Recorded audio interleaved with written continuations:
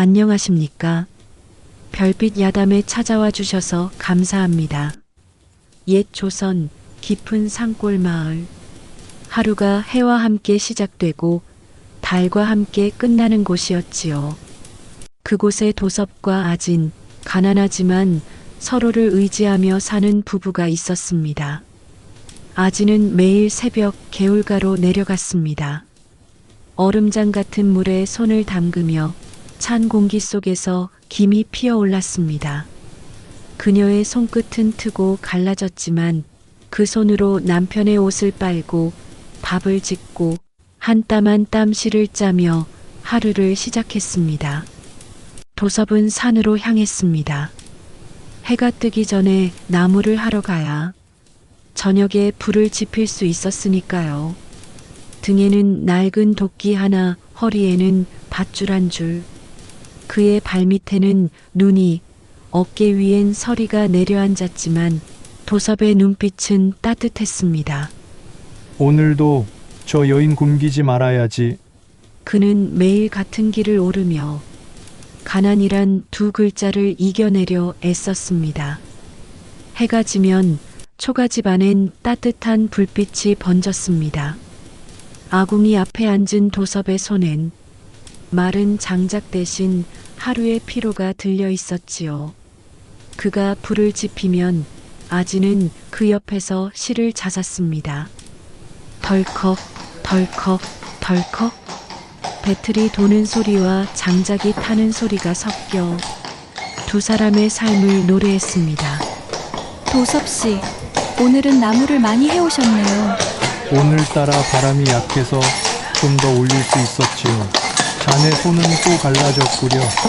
이 손이 갈라져도 도섭 씨가 있어서 힘들지 않아요. 그들의 대화는 짧았지만 그 안엔 사랑이 가득했습니다. 부부는 가진 게 없었지만 그만큼 잃을 것도 없다고 믿었습니다. 하지만 세상은 언제나 가진 자를 편애하고 가난한 자의 평온을 오래 두지 않지요. 그의 겨울은 유난히 길었습니다. 쌀독은 바닥을 드러내고 개울은 얼어붙었으며 눈은 밤낮으로 내렸습니다. 산길은 막혀 장작도 구하기 어려웠고 마을 사람들의 얼굴엔 피곤이 내려앉았지요. 아지는 찬물에 손을 담그며 중얼거렸습니다. 이 겨울이 길면 그 사람 손도 더 갈라지겠지. 바로 그때였습니다. 마을길 아래서 말발굽 소리가 들려왔습니다. 하얀 눈 위를 천천히 걸어오는 한 남자, 윤겸 도령이었습니다. 그는 근처의 대지주 아들로 비단 옷을 입고 향수 냄새를 풍기며 말을 타고 있었습니다. 저 여인, 이름이 무엇이냐? 그의 시선은 아진에게서 멈췄습니다. 하얀 눈밭 위 배를 털던 그녀의 모습. 그 눈빛에는 처음엔 호기심, 이내 탐욕이 번졌습니다.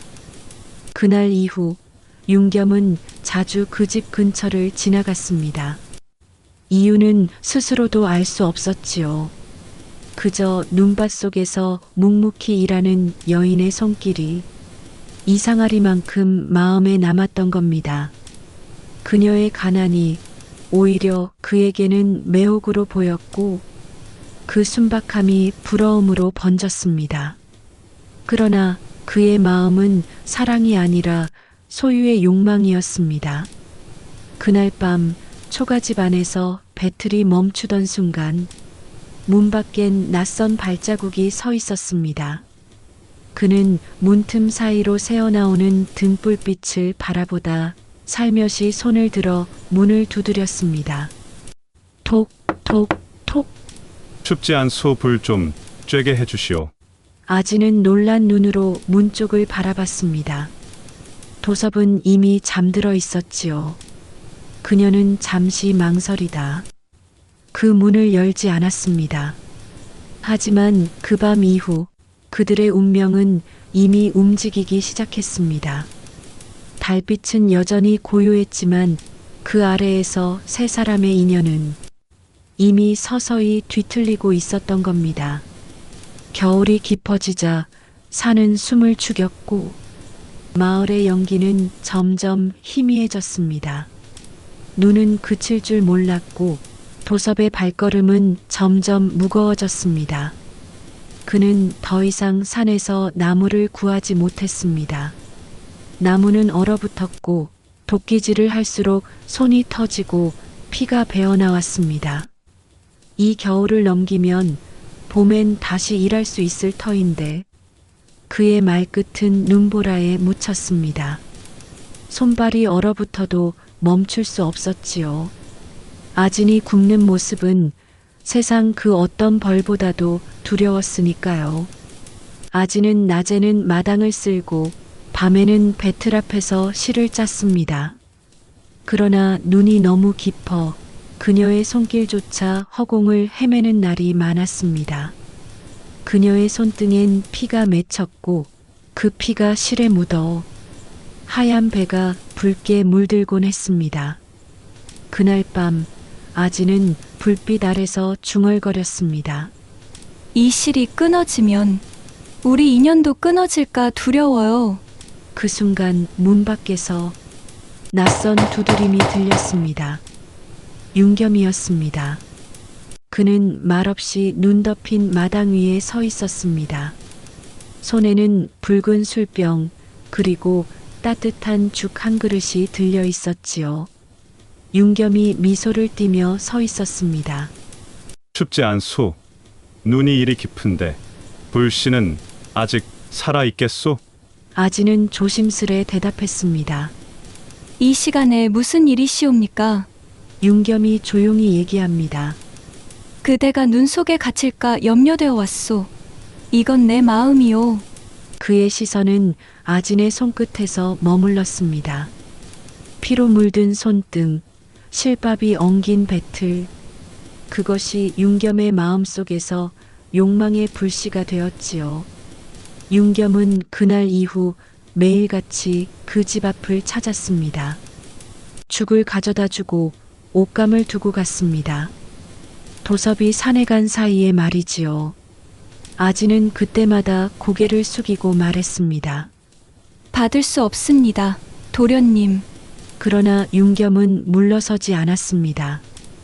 윤겸이 나직이 미소를 띠며 얘기합니다. 가난이 죄는 아니오. 하지만 추위는 사람의 마음도 얼게 만들지요. 그대의 따뜻한 손이 식어버리면 그 누가 그 손을 잡아주겠소? 아진은 아무 말도 하지 못했습니다. 그 말이 무섭게도 따뜻했기 때문이었습니다. 며칠 뒤 윤겸은 도섭을 장터로 불러냈습니다. 사람이 드문 겨울 오후 눈길 위에 남은 두 사람의 발자국이 나란히 이어졌습니다. 도섭이 고개 숙이며 윤겸에게 얘기합니다. 부르셨다 하기에 나왔습니다. 윤겸이 무심한 듯 대답합니다. 고생이 많지요. 이 눈 속에서도 나무를 하려니 도섭이 미소를 띠며 대답합니다. 사람이 살자면 해야지요. 누구나 자기 몫이 있으니까요. 윤겸이 그 말을 자르며 얘기합니다. 그대의 몫은 너무 무겁소. 그는 품에서 반짝이는 금한 양을 꺼냈습니다. 차가운 겨울 햇살 아래 금빛이 번졌습니다. 윤겸이 차분히 얘기합니다. 이걸 드리겠소. 그대의 아내를 나에게 보내시오. 그 순간 도섭의 눈빛이 흔들렸습니다. 세상이 멈춘 듯 모든 소리가 사라졌습니다. 그는 처음엔 농담이라 믿었습니다. 하지만 윤겸의 눈은 너무도 진지했습니다. 도섭이 떨리는 목소리로 얘기합니다. 뭐라 하셨습니까? 윤겸이 무표정하게 얘기합니다. 내가 그대를 도와주겠다는 뜻이오. 그대의 아내는 고운 사람이오. 이 추운 곳보다는 내 집이 더 따뜻할 터이지. 그 말은 칼날처럼 도섭의 가슴을 찔렀습니다. 그는 주먹을 꽉 쥐었지만 양반 앞에 주먹을 쥔다는 건 곧 죽음을 의미했습니다. 그의 눈동자 속엔 피가 고였습니다. 도섭이 숨을 몰아쉬며 대답합니다. 내 아내는 팔 수 있는 물건이 아닙니다. 윤겸이 조용히 웃으며 말합니다. 사람의 마음이란 바뀌는 법이오. 그대도 곧 알게 될 것이오. 도섭은 한참 동안 아무 말도 하지 못했습니다. 그리고 천천히 고개를 숙였습니다. 도섭이 떨리는 목소리로 대답합니다. 오늘 일은 있겠습니다. 그는 몸을 돌려 걸어갔습니다. 눈보라가 불었고 그의 발자국은 금세 사라졌습니다. 그날 밤 도섭은 산으로 향했습니다. 누구에게도 말하지 않은 채 도끼 하나만 들고 눈보라 속에서 그는 마지막으로 집을 돌아봤습니다. 아진은 불을 지피며 그의 뒷모습을 바라봤지요. 아진이 조용히 얘기합니다. 내려올 때 숯 좀 가져오세요. 오늘은 왠지 마음이 서늘하네요. 도섭이 따뜻하게 웃으며 얘기합니다. 금방 올게. 그 말은 영원으로 향하는 인사였습니다. 그날 밤 산 위에서는 바람이 울었고 아래에서는 초가집의 불빛이 깜빡거렸습니다. 아침이 되어도 도섭은 돌아오지 않았습니다. 눈 위엔 도섭의 모자 하나만 남아 있었습니다. 사람들은 말했습니다. 단짐승이 그를 덮쳤다. 하지만 아진은 알고 있었습니다. 그날 윤겸의 옷자락에서 남편의 도끼자루에 묻은 흙과 같은 색이 희미하게 번져 있었으니까요. 그녀는 그 흙을 바라보다 손끝으로 살짝 닦아냈습니다. 그 순간 그 손이 떨렸습니다. 그건 눈이 녹은 것이 아니라 눈물 때문이었습니다. 도섭의 시신은 끝내 찾지 못했습니다. 눈이 녹아도 산이 풀려도 그 어디에서도 그의 흔적은 발견되지 않았습니다. 그날 밤 산은 모든 걸 삼켜버렸고 남은 건 아진의 울음뿐이었지요. 그녀는 배틀 앞에 앉아 있었습니다. 실은 돌고 있었지만 그녀의 마음은 멈춰 있었습니다. 배틀의 나무 틈에서 삐걱거리는 소리가 새어나올 때마다 그건 마치 도섭이 문을 두드리는 소리 같았습니다. 며칠 뒤 윤겸이 찾아왔습니다. 눈이 녹기도 전에 그는 고운 비단옷과 약재 그리고 쌀 한 자루를 들고 조용히 초가집 문 앞에 섰습니다. 이제 혼자가 되었소. 세상은 그대에게 너무 가혹하오. 아진은 대답하지 않았습니다. 그의 말이 얼음보다 차갑게 들렸기 때문이었습니다. 그녀는 고개를 숙인 채 손에 실을 감고만 있었습니다. 하지만 그 손끝이 미세하게 떨리고 있었지요. 윤겸 부드럽게 다가와 나와 함께 오시오.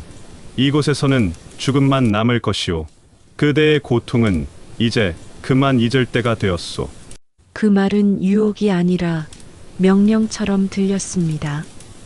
배고픔과 추위 그리고 외로움이 아진의 의지를 조금씩 갉아먹고 있었지요.